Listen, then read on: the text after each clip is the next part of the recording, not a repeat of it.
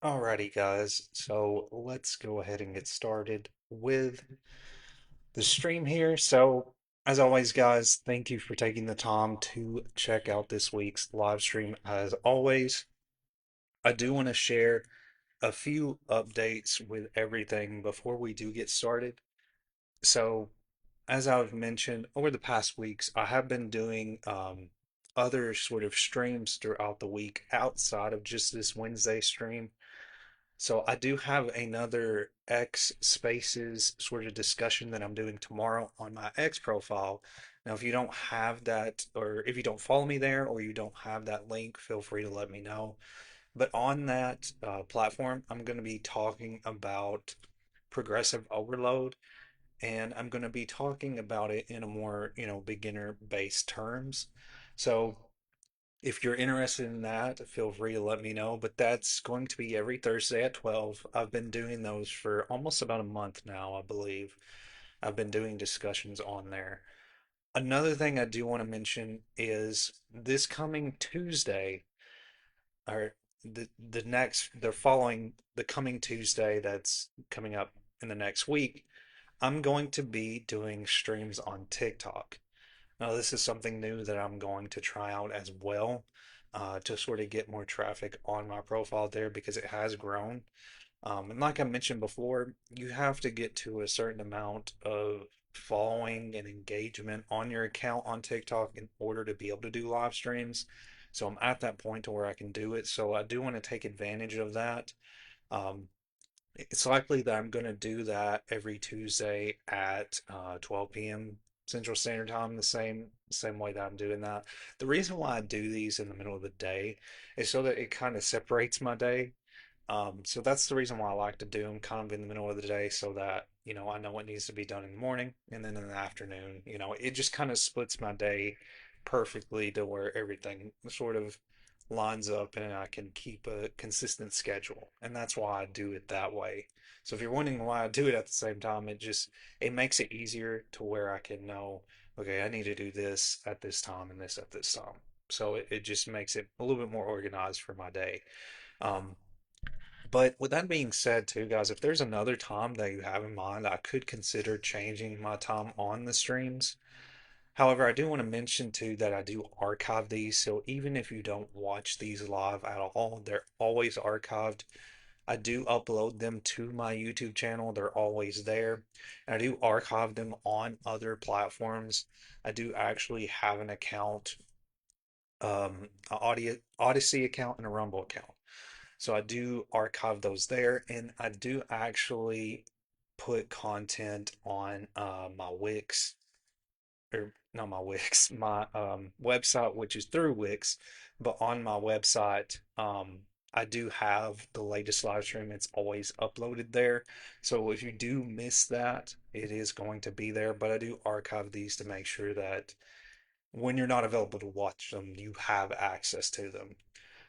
So just know that they won't stay in the Facebook group very long. Whenever I do the streams, they stay in the Facebook group for 30 days. So that is a lot of the reasons why I archive these so that you guys can still have access to them. So let's go ahead and get started, guys, with talking about today's topic, which is over inflammation and whether it is a friend or a foe. Another thing too, I've got my website here on screen. So if you want to learn more about online fitness coaching, it's bponlinefitness.com. So with all that being said, let's go ahead and talk about this discussion on inflammation. So what is inflammation really? So inflammation is the body's natural defense response to stress, injury, and infection. So it acts as a signal for repair and a shield against damage. So there are two different sides to inflammation to keep in mind. So you have acute inflammation, which is more of your friendly type of inflammation, for lack of a better term. This is short term, and it's more localized in a specific area. An example would be sore muscles after training. That's going to happen naturally. That's not a bad sign, not a bad form of inflammation. So what this does in itself, the inflammation, is triggering recovery and an adaptation. So it's helping your body to repair. So, on the other hand, we have chronic inflammation. And with this particular discussion, my main thing is sort of differentiating the difference between both of these and knowing when you may need to sort of take precaution when these arise. So when we're talking about chronic inflammation, this would be, of course, a foe. So this is more long-lasting, lower grade inflammation. So this can be caused in various different ways. So this kind of connects to like when we're talking about nutrition. As I mentioned in previous streams, I talk about nutrition a lot and how nutrition has to coincide with your workouts. It has to properly, it has to be balanced with your workouts. The same can be said with recovery. So if you're not getting the proper nutrients, your body is going to have trouble trying to repair from those exercises. So when we're thinking about chronic inflammation, this is oftentimes caused by poor diet, stress, or lack of recovery. So if you're not doing those things, or if you are doing those things, I should say, and you're not emphasizing, proper nutrition and diet as well as recovery, it's going to affect how you feel, how your body feels, not only about your progress, but how you feel overall. So this can lead to fatigue, joint pain, and slow muscle growth. So again, going back to nutrition, if you're not consuming the proper nutrients and you're not, being intentional with how you, focus on, the muscle repair process by getting proper protein, getting your proper macros in, this is going to lead to, a slow, steady decline in the results that you're going to get from your workouts. So you have to have a clear balance with those different methods. So, again, to sort of summarize here, acute inflammation is just a short term localized inflammation, whereas with chronic inflammation, it is more long lasting and it's a lower grade. So, just keep that in mind that that's sort of the difference between knowing what is an okay form of inflammation and what is not. So, inflammation as a growth signal. So, like I mentioned, there's acute inflammation. Acute inflammation is that inflammation where we know that, our body is sort of reacting to the stress that we placed on it in our workouts. So, what is inflammation as it relates to being a growth signal? So, it is a natural immune response to training stress. So, when we get inflammation, especially when we're talking about acute inflammation, this is where our body is sort of reacting to that stress we're placing on it. So when you're going through workouts, and this could be any type of workout, there are microscopic muscle fiber damage triggering repair. So when you're going through a workout, you are damaging your muscles. Now that's not necessarily a bad thing. That's the whole point in hypertrophy. What we do basically when we're focusing on hypertrophy, of course, hypertrophy being muscle gain, what we're doing there is we're focusing on tearing down those muscles, and then those muscles are repairing and building back stronger. That's the whole point of, muscle gain and the hypertrophy process is that we're tearing those muscles down that we already have and we're building it back. When we're again going back to nutrients, when we're getting those nutrients, it's helping really maximize that sort of repair process. So it also signals the body to adapt and rebuild stronger. I kind of got ahead of myself there, but that's basically what we're doing. When you notice that inflammation, that's what it is. It's signaling the body to adapt to rebuild stronger. So inflammation is not all the time a bad thing. It's just depending on, again, this is something that, we'll discuss a little bit further as we go in, but it's something you have to notice how your body feels to know if the inflammation is either a good type of inflammation or a bad type. So why does this matter for growth? Of course, it's a cellular alarm. So when you're getting that inflammation, especially when we're talking about acute inflammation, it's leading to a call in the nutrients and the recovery factors. So it's signaling your cells to start the repair and recovery process. So satellite cell activation, it sparks muscle repair and hypertrophy. There's a hormonal response with weightlifting. And if you've not listened to any of my previous sort of streams that I've done, I've discussed a little bit about sort of how specific types of exercises, especially when we're talking about, like squat based exercises, those can actually help to trigger testosterone. Specific exercises targeting the legs kind of do that. They can help boost that testosterone. So hormonal response can make a difference as well. It's going to boost those anabolic signals, IGF-1 and growth factors. And testosterone is, of course, in that same sort of umbrella of hormones. So the key thing you need to keep in mind is that balance is key. So too little, there's no stimulus or growth. So if you're feeling not that much inflammation, it could be that you're not stimulating the muscle as much. Optimal is where you're having enough inflammation to trigger that adaptation to where the muscles are growing. And so you want to kind of have a balance. You don't want to be sore all the time. That's not the main goal. It's just that you can trigger just enough inflammation to where your body is sort of getting that sort of signal that it needs to repair back. And if it's too much, when you're getting that chronic inflammation and you're constantly sore, there's not really a recovery side of things. Your body's kind of aching.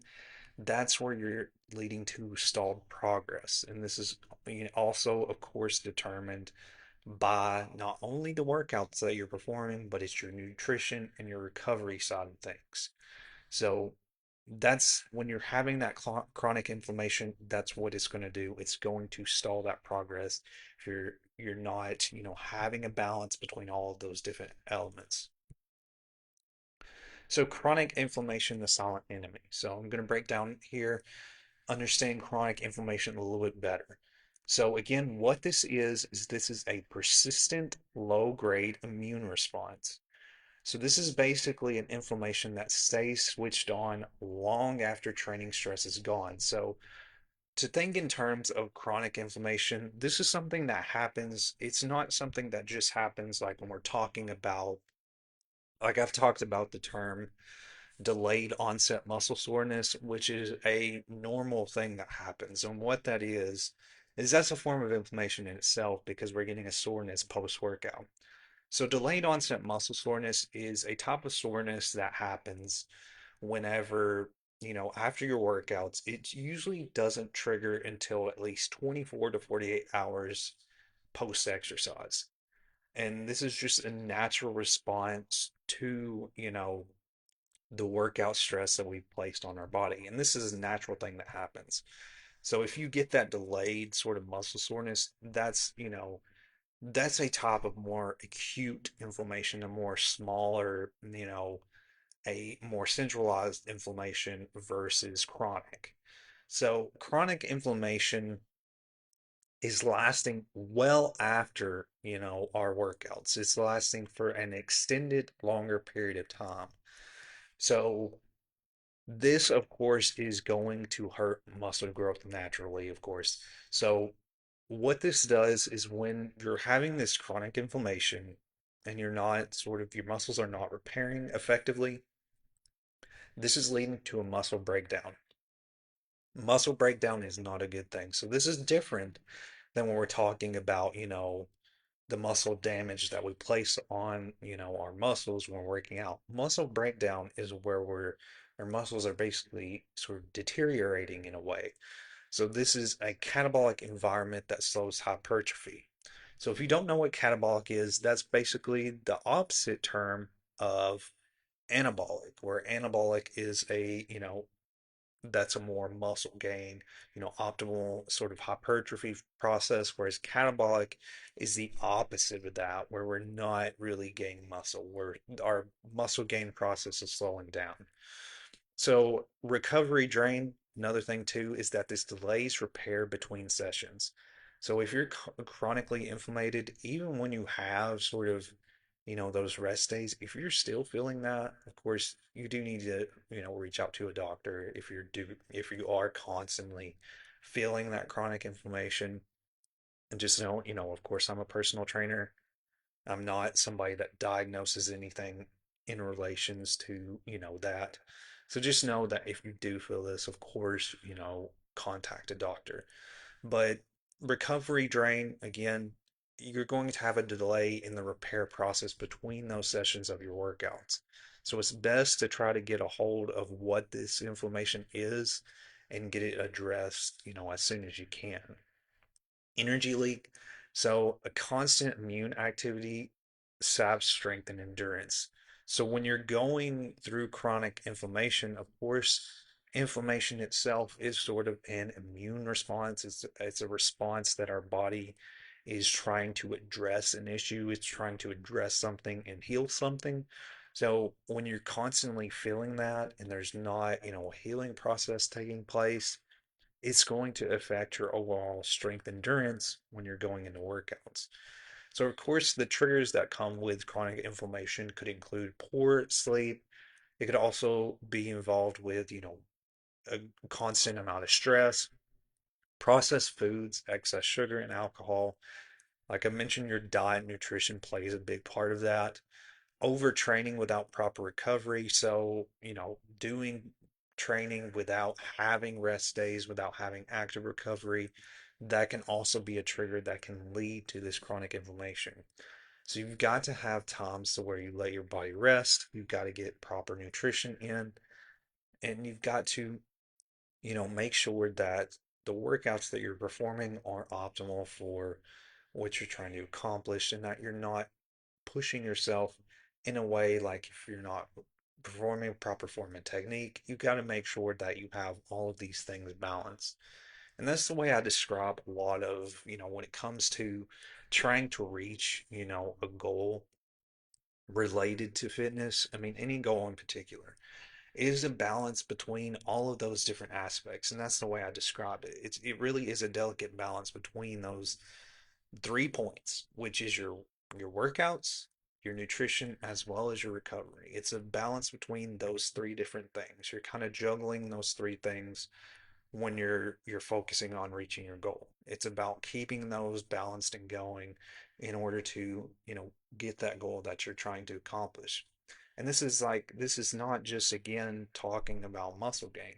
Fat loss and performance-based goals are the same thing. You just balance it in a different way. With fat loss, a lot of the times we're talking about a calorie deficit. So with a calorie deficit, of course, you're going to consume a little bit less, whereas with muscle gain, you're going to be in a calorie surplus. And of course, even though these goals, what I'm trying to get across here is that even though these goals are different, you still have to have a balance between each of these points. And again, this goes back to what I'm talking about here with chronic inflammation is when one of these or some of these per se is not in check, then that's going to affect, the type of inflammation you have and if you have that extended inflammation. So just keep that in mind. So again, going to nutrition and sort of, I know I've touched on nutrition more, but nutrition, of course, is playing a big role. And again, this is another thing that you have to have proper balance with your workouts. So nutrition and inflammation. So you need to keep in mind that there are different types of foods, of course, that are going to really trigger more, inflammation triggers in your body versus, any kind of nutrients that are going to be more anti-inflammatory and are going to help your body more. So, of course, the pro-inflammatory triggers, which is the types of foods we want to, of course, avoid, is processed foods, trans fats. So this, of course, is going to raise systematic inflammation, excess sugar and alcohol. It's going to hinder recovery, of course. You got your refined oils such as soy and corn oils. So this is sort of leading to an omega-6 imbalance, which is a type of healthy fat that we need in our body. So I know that this seems pretty much self-explanatory, and in some ways it is. Uh, you know, because basically the big thing here is that we're talking about avoiding what we know we should be avoiding, the unhealthy options here. So once you limit these, it's going to help with how your body reacts to that inflammation. So anti-inflammatory allies, so the good types of sort of or sort of ways to help to aid in sort of the muscle repair process, the muscle growth, and preventing sort of that catabolic sort of, muscle breakdown is including these types of foods for anti-inflammatory sort of properties. So omega-3s is of course a good option. So this is of course healthy fats. This is salmon, chia seeds, flax seeds, and this reduces chronic inflammation. These are all good options that can help the body repair. They're good nutrients to get in the body. Colorful fruits and vegetables, they're antioxidants and polyphenols. Whole grains, legumes, nuts, olive oil all help to support recovery. So the name of the game here is basically whole-based foods versus processed foods. So that's what you need to sort of understand. So again, our main focus when we're thinking about inflammation and when we're sort of being aware of the type of inflammation we want to focus on and why it matters is again that acute inflammation is a growth signal, whereas with the chronic inflammation is stalled gains. So focus on getting more anti-inflammatory types of foods in your body, avoid those processed options, and again, it will help in really balancing out sort of your muscle growth process. So the pump versus inflammation. So the pump itself is something that happens when we are working out. It's sort of a short-term thing, but it can be still a good indicator of growth. So what this is a cause between glycogen and blood flow into the muscles combining. So what this affects is that it's a cell swelling process and is basically, nutrient delivery being sent to the muscles as well as sort of a stretch signal in the muscles. So this is itself is a trigger of the hypertrophy pathways and is improving mind muscle connection. So when you feel sort of that pump feeling and what is described of course in the weightlifting world, the pump, that's what that is. When you have sort of that sort of muscle swelling, that is a good signal of hypertrophy. It's not a bad thing. So it's when you feel a tight, full skin stretching sensation when you're in your workouts. So this is a good indicator. It's a good sign. You're getting your body's getting those nutrients. You're getting proper. You're getting that hypertrophy. Sort of sense in your workouts. It's just signaling that you're doing the right thing. So inflammation, again, this is double-edged, like we've discussed. So that pump filling is not necessarily a bad thing. It is a good thing. It's sort of a good signal. You're getting nutrient delivery to the muscles. It's a good signal in your body. It's triggering growth. But with inflammation, it's double-edged, of course. So inflammation, of course, is the cause of it is muscle micro tears and immune response. So this is natural, of course. It affects the soreness, repair signaling, and growth initiation in the muscles. So again, you want to think about how you feel. Growth is, of course, the acute, the friendly sort of inflammation, which is where your body is sort of adapting to the stimulus that you're placing on it. Whereas again, with chronic, it's a foe. It's going to slow and break down muscle tissue. So if you feel achy or sore, or lingering fatigue, that's that inflammation. And again, you need to differentiate between whether this is acute or chronic. And you're going to know, depending on how you feel, if it's more isolated, a good way, again, to keep in mind, and I did touch on this somewhat before, but I do want to mention if it's a more isolated, type of sensation in your body, that's more of an acute. Or again, if you're getting chronic inflammation, you feel it in a lot of different areas. It's not just one specific area. So you're going to kind of notice a difference there. So training load and overreaching. So how you train in your workouts, of course, is going to make a difference as well. We need to make sure that we are, properly focusing on a sort of progressive workout routine that is moving us in the right direction, that we're gradually, progressing to where we need to be. So, productive training loads. So, apply enough stress to, of course, spark adaptation. So, this is, of course, balanced with recovery to allow muscle growth. You want to focus on, of course, building strength, endurance, and resilience. So, you want to focus on a well balanced routine, is the name of the game here. So, functional overreaching. So, this is short term stress.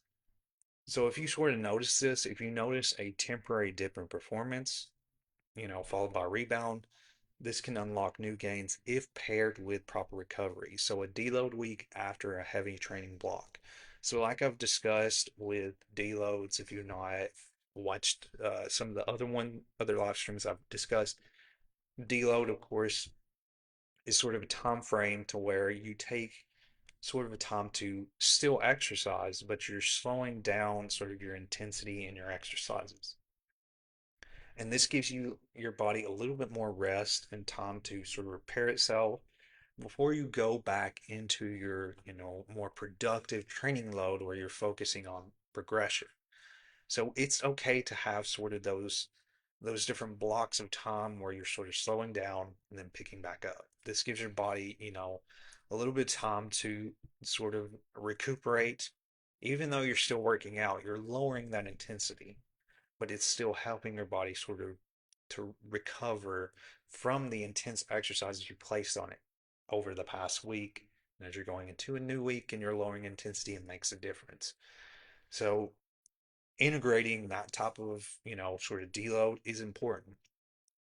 So non-functional overreaching.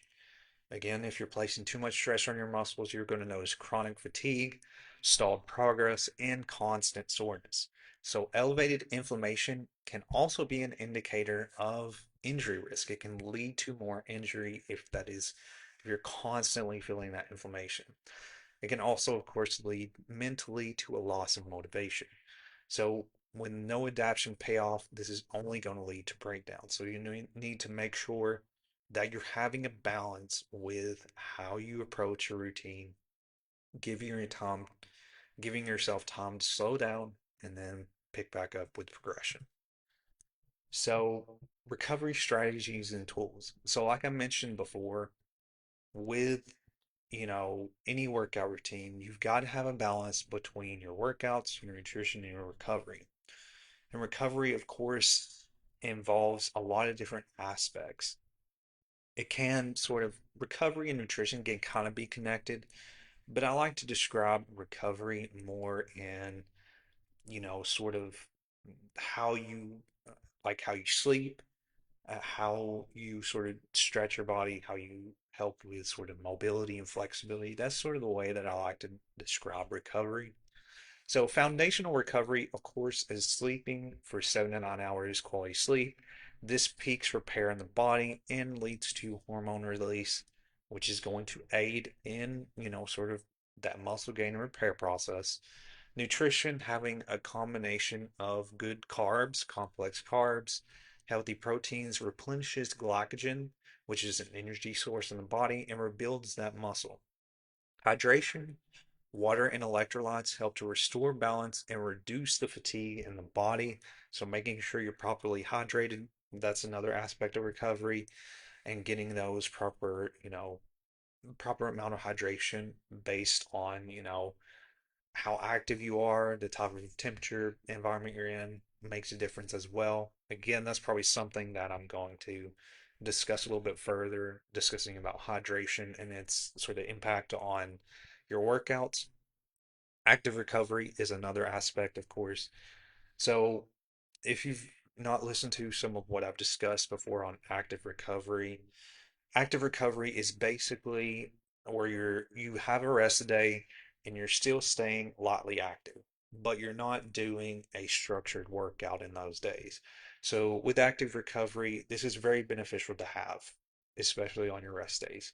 You're only focusing on light cardio, stretching, yoga, mobility drills, those low intensity based activities and movements.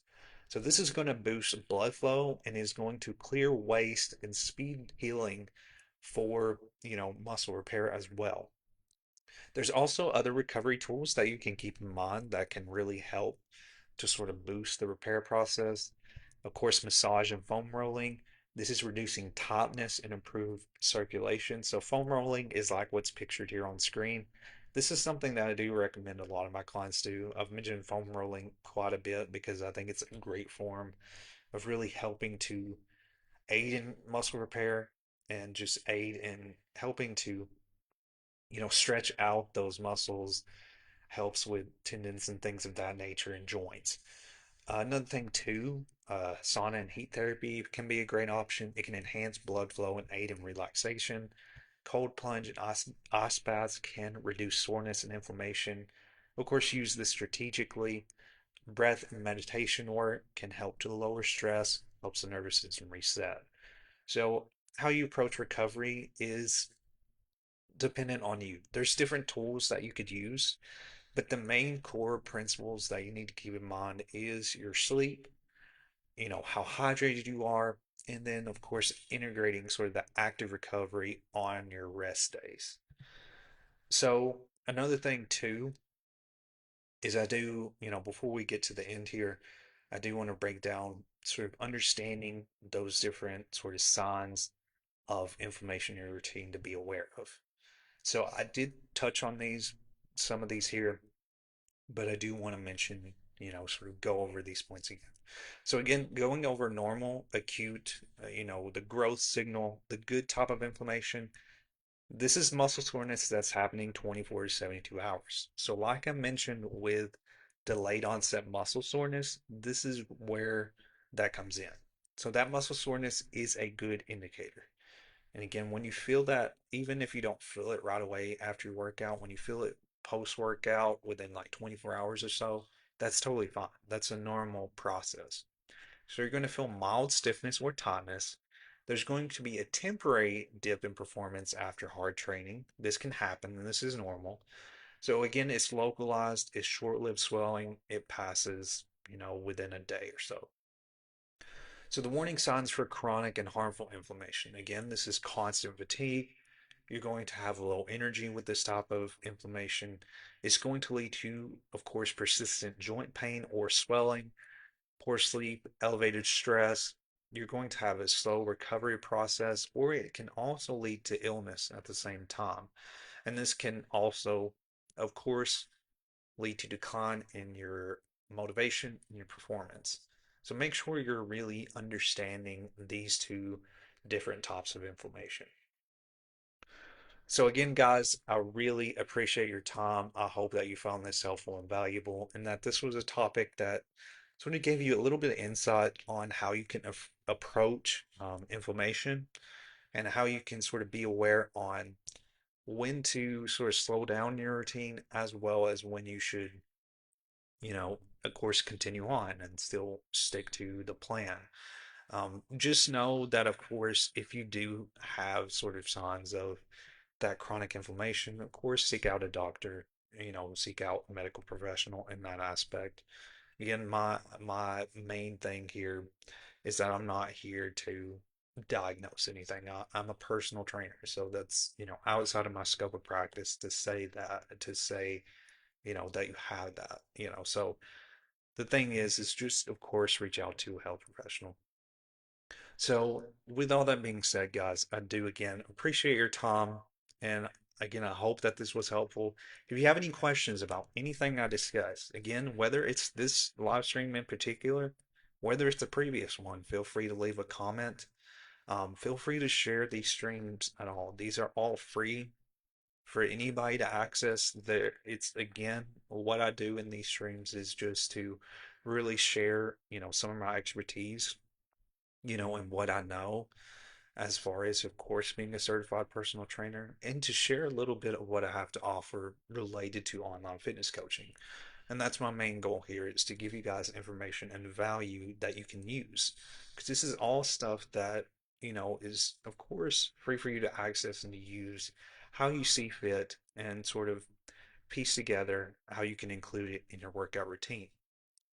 So with all that being said, guys, definitely check out my website, bponlinefitness.com.